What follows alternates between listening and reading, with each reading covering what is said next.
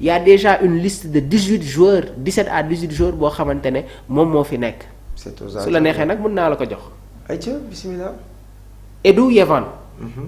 Bon Edou s'il ne revient pas. C'est pour cause de blessure hein.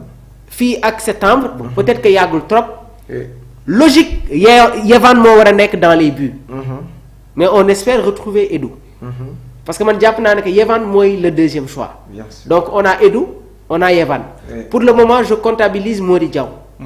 Mais si Mody Diaw se retrouve en troisième position foofu day am xëccoo de parce qu'il y a d'autres jeunes yi nga xamante ne ils sont en train là de faire de belles prestations. Et Yassi bi ñu woowoon durant la Coupe du Monde. Waaw Yassi alors certaines cartes vont être redistribuées carte yi dañ koy distribuer waat. Idi dañ koy distribuer waat de. parce que moment bi ñu toll nii il y a pas d'acquis dans cette sélection c'est les performances. Performance yi moom la ñuy comptabiliser pour tey jii nga des ci biir équipe bi. Bien sûr. Mais nag am nañu ay certitude. wax naa la Edou. wax naa la Yehvan Diouf. Crépin Diatta. El Hadj Maodo Malick Diouf. Ismaël Jacobs loolu ñaata la. yaa ngi 6.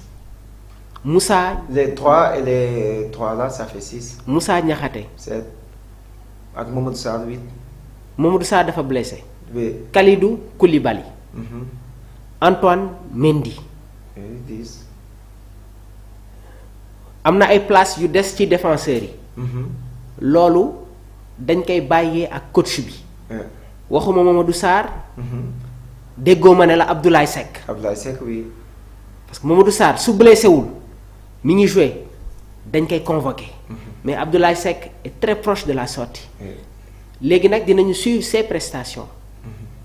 mais dafa am ay yeneen jeunes yoo xamante ne jamono jii ñi ngi ci ay championnat yu ñuy seetaan di leen gis et on est en train de suivre leur pré-saison. Le milieu de terrain.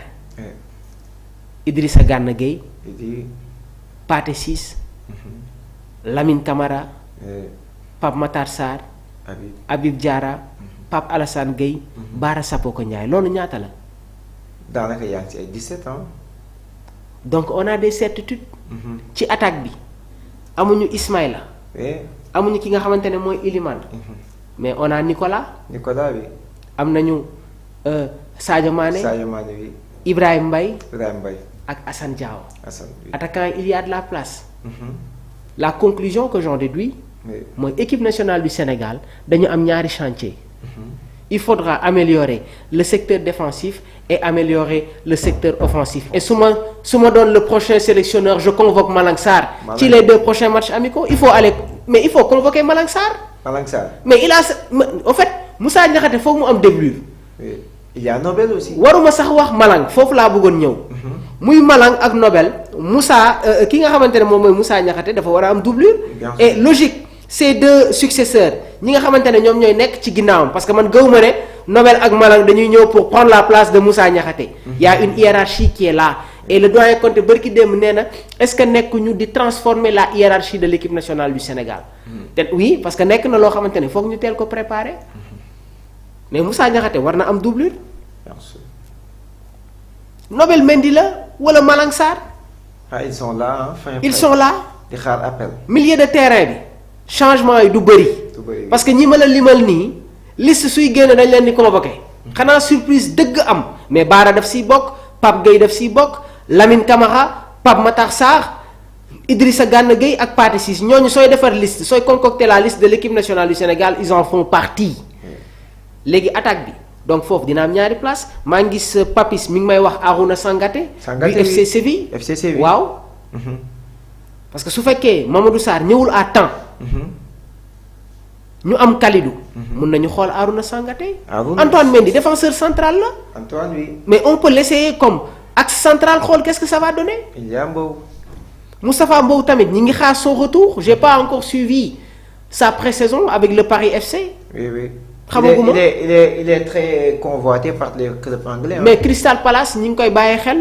parce que Antoine Mendy Crystal Palace mi ngi koy bàyyi xel Antoine Mendy. oui Crystal Palace. Il y a même aussi des clubs au niveau du championnat italien. Oui. Ils sont en train de se renseigner sur sa situation. Bien sûr. mais il faut l'essayer comme défenseur central. léegi Antoine nga xëcc ko ci axe bi nga indi benn Lamine Sy wala nga indiwaat Ilay Camara choix yi méttiwul Idi. mais nag foog nga am sañ-sañ. parce que instant bi ni carte yi dañ koy distribuer waat. parce que dina am entraîneur boo xamante ne mun na ñëw am lu mu changer sur le dispositif bi nga xamante ne moom la ñu tàmm di xool sànq le journal Record ñi ngi xamal ne que y aura un duel entre les deux Gueye. Maguette Gueye ak Pape Alassane Gueye. Oui. Maguette Gueye est très proche de la tanière. il est très proche de la tanière te Idi gis nga boy bi su joué ces 2 matchs. en Liga coow dina amaat de. c'est un joueur très talentueux en attaque au poste d'avant-centre Ismaïla Nicolas Jackson. kan moo siy nekkaat après kan lañ siy tegaat. c'est le débat qui se pose hein. Actuellement waa ji dafa mel ni dafa xiif kan la Jackson. en tout cas il est en train de faire. il veut se montrer gis nga ko l'information Atlético mi ngi si woon mais il insiste pour rester foofu ca Chelsea pour mun a. am na beneen information bi nga xamante ne jot naa ko Idi. y a des discussions entre Aston Villa ak Chelsea. te Nicolas. refusé wul dem rejoindre Aston Villa de. parce que foofu su fa demee il va jouer. il va concurrencer kii Oli Watkins. Watkins il n'est pas régulier kan moo fa nekkaat Tammy Abraham. l'ancien joueur du Besiktas passé par Chelsea joué na fi nga xamante ne mooy AS Rome. joué na Milan AC. à part le jeune de 17 ans. mais ñooñu noonu Nicolas su demee ci club bu mel ni Aston Villa il va jouer. foofu sax lay gën a am ay certitude parce qu'il a un entraîneur qui le connaît. mais équipe nationale bu Sénégal le poste d'avant-centre Idi foofu war nañ ko xoolaat de. foog ñu xoolaat ko. en tout cas Iso a gagné des points Iso a gagné des points. Nicolas turam mi ngi ci liste bi. mais ci trois avant-centres yi nga xamante ne ñoom la ñu yóbbu woon. ñaar ñii war nañu liggéey lu tar def des choix très forts pour maintenir seen statut en équipe nationale du Sénégal muy Bamba Dieng ak Chérif Ndiaye. Bamba Dieng fan la nar a rebondir Nice génn na si. le FC Barcelone ñi ngi bàyyee xel Nicolas Jackson de. Barça ñi ngi bàyyi xel Nico parce que avec le départ de Ferran Torres. te Nicolas il a un CV riche de. un championnat qu'il connaît. koo xamante ne joué na Villarreal. joué na Chelsea joué na Bayern. quota bi am baax na. mun nga dem ci beneen club. mais muy Chérif muy Bamba Dieng am na lu bëri loo xamante ne war nañ ko améliorer seen jeu. Bamba moom actuellement jusqu'à présent il est sans club. te man su ma doon beneen. Chérif dégguñu ko depuis bi ñu génnee coupe du monde ba tey. waaw on l'a pas entendu kenn déggu ko. xamuñu ci lu mu nekk. mais Soumaré mii bi nekkoon le Havre. signé Stade de Rennes bi. c'est quelqu'un qui joue très bien au football. te man damay bëgg attaquant boo xamante ne da ngay xajam. maanaam koo xamante ne day ñëw di laaj di def ay contrôle orienté di jouer entre les espaces. di def ay courses incisives di adopter par moment ay leurres au fait football moom moo toll foofu noonu. un attaquant qui décroche te Soumaré dafa am lenn loo xamante ne Nicolas Jackson am na ko et c'est quelqu'un qui est très adroit dans les buts. Capable même de jouer comme excentré c'est un jeune qu'il faut suivre.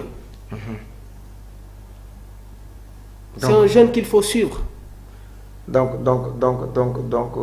am na fi mu war a mën a puiser pour renforcer. il y a aussi Idrissa Gueye de l'Udinese il ne faut pas l'oublier. moom convoqué woon nañ ko. équipe nationale xam nga. Idrissa Gueye l'ancien joueur du FC Metz qui s'est engagé au niveau de la Serie A. fa lay des mais booy boobu tamit mën na football. il a été décisif lors du match amical. Barcelone. mais Soumaré bi ma lay wax nii. Soumaré oui. polyvalence am day jouer comme excentré ba pare il est adroit dans les buts. Il y a aussi Sékou Mara. Oui. l'ancien joueur de joué na au niveau du championnat anglais. oui Sékou Mara oui. waaw joué na foofu. Southampton. joué na Southampton oui. joué na Auxerre. Auxerre après foofu la nekk nii wala. waaw Strasbourg moo ko àll Auxerre. après ñëw Auxerre. mais il est bon. mais ba léegi Sénégalais yi demuñu si moom pour xool. il est bon. son choix et tout. te mun na jouer aussi si côté bi. Sékou Mara. mais Sékou man je le préfère beaucoup plus comme avant-centre mu ñëw fixer la défense. Oui. alors que Soumaré des fois li ngay bëgg ci Nico. da nga koy am ci moom parce que mun na di ñëw di jël si bal yi mun na di ñëw di def ay contrôle orienté di jouer en une touche avec ses coéquipiers yi nga xamante ne ñoom ñooy nekk ci yenn zones yi. te football moom moo toll foofu il faut toujours chercher un déséquilibre et ki nga xamante ne moom mooy Soumaré.